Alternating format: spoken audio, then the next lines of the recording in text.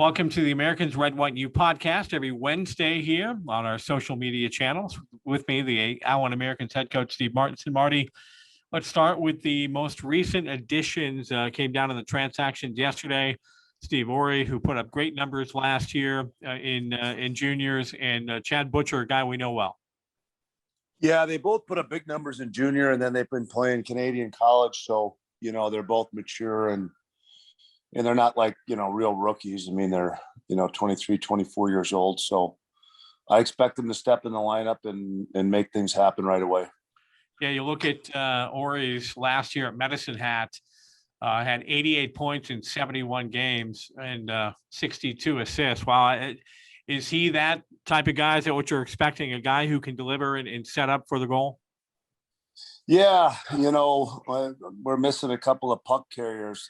And I mean, we have plenty of guys that can carry the puck, but, these guys are kind of elite. They're fast. They have good speed. They have good vision.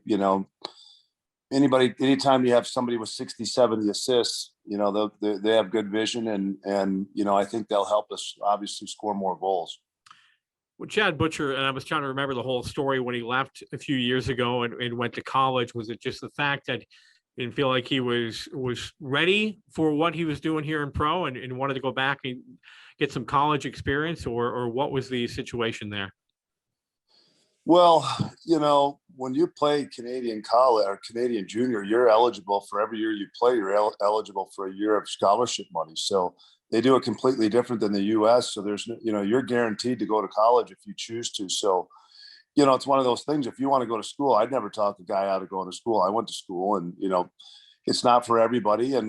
But a lot of times if guys, typically what they'll do is if they're not in the American League at a certain date, they'll go to school and they're all recruited real heavily by the top schools. And, we've had a lot of guys from the University of Alberta, which, kind of is like the University of Minnesota or Wisconsin, one of the top programs in Canadian college.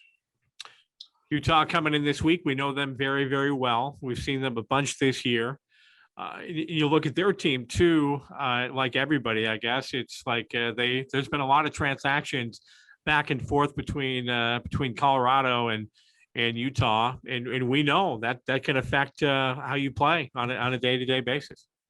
Yeah, they actually probably have the most movement of anybody in our division. I don't follow as closely in the other division because we don't play them, but they do have some of their top guys go back and forth. So, two of them went up yesterday, and who knows, they could be back. I didn't pull Colorado's schedule to see where they're playing, but they could be gone this week or they could be back, and don't know.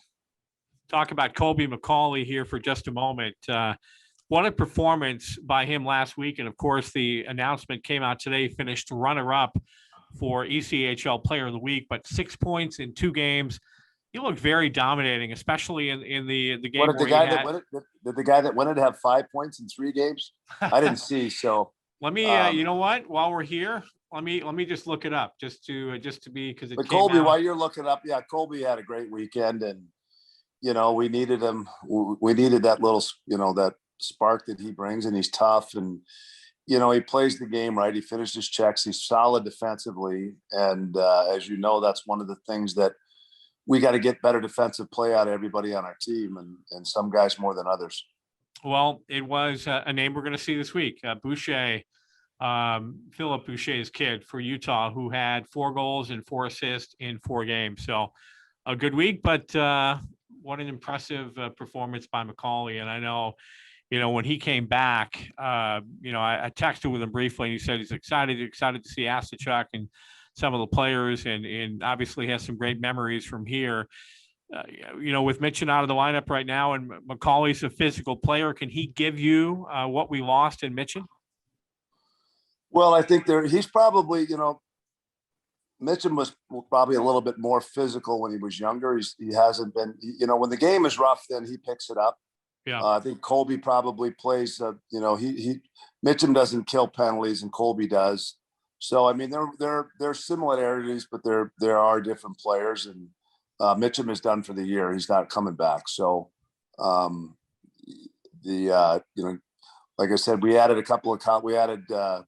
Doherty, who had a big college year, and not as much this year. This year he was one of the top 2 scorers, but last year he had a lot of points. And just trying to make sure we have enough bodies, because when you play these 3-3, some of our guys are much better at the beginning of the series and maybe not as strong at the end. And I think it pays to have the extra bodies.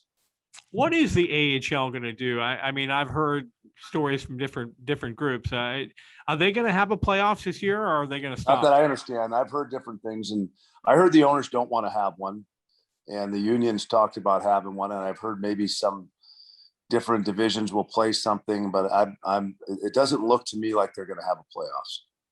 So if that's the case, and looking at some of the guys that have come from Iowa, they would have a chance to come back. Oh yeah. I mean, they're done May 15th. So, and we're trying to get some guys maybe from some other organizations that we'll see what happens with that, with guys that haven't been playing a lot. I don't think, teams that, would hold guys back from playing if they've only played 15, 20 games this year. So, yeah, I mean, but obviously guys like, any amateurs that come in would be eligible. You have to play 5 games with us before the American League season is over with, unless you're an amateur. This has been the Red, White, and You podcast, brought to you by Bank Solar with Allen American's head coach, Steve Martinson. Marty, thanks for doing this, and a busy week. We'll see you on Thursday. All right. See you, Tom.